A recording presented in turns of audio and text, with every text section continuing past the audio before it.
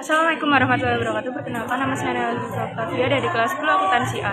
Apa itu teks eksposisi? Teks eksposisi adalah sebuah bentuk teks atau tulisan yang memuat tentang informasi maupun pengetahuan secara umum. Teks eksposisi sendiri memiliki tujuan untuk memberikan penjelasan atau uraian mengenai suatu ide pokok, pikiran, pendapat, informasi maupun pengetahuan kepada pembaca tanpa bermaksud mempengaruhi. Struktur teks eksposisi sendiri ada 3, yaitu tesis, argumentasi, dan penegasan ulang. Tesis adalah bagian pertama sekaligus pembuka dari teks eksposisi. Tesis sendiri dapat dipahami sebagai bagian yang memiliki fungsi untuk menyajikan pengenalan isu, masalah, gagasan utama, hingga pandangan penulis secara umum terkait topik atau masalah yang dibahas. Sedangkan argumentasi dapat dipahami sebagai pendapat berupa alasan yang logis, informasi sesuai hasil temuan, fakta yang terjadi, hingga pernyataan para ahli.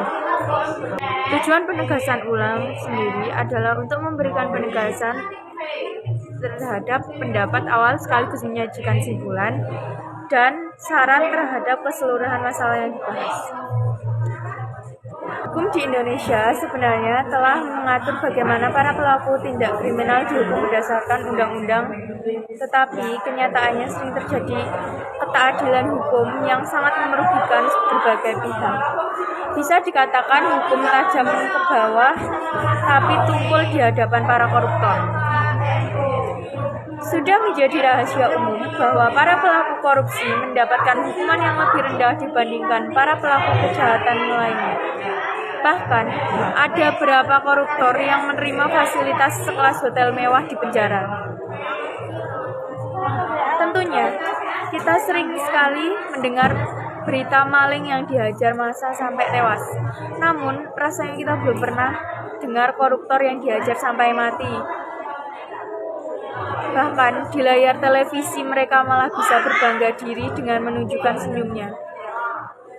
Hukum di Indonesia hanya tegas ketika berhadapan dengan rakyat kecil saja. Sebagai contoh, kita dapat mengingat kasus nenek Asyani. Hanya karena dugaan pencurian kayu, beliau terancam hukuman penjara sampai 5 tahun. Jelas-jelas tidak adil apabila dibandingkan dengan hukuman yang diterima para koruptor.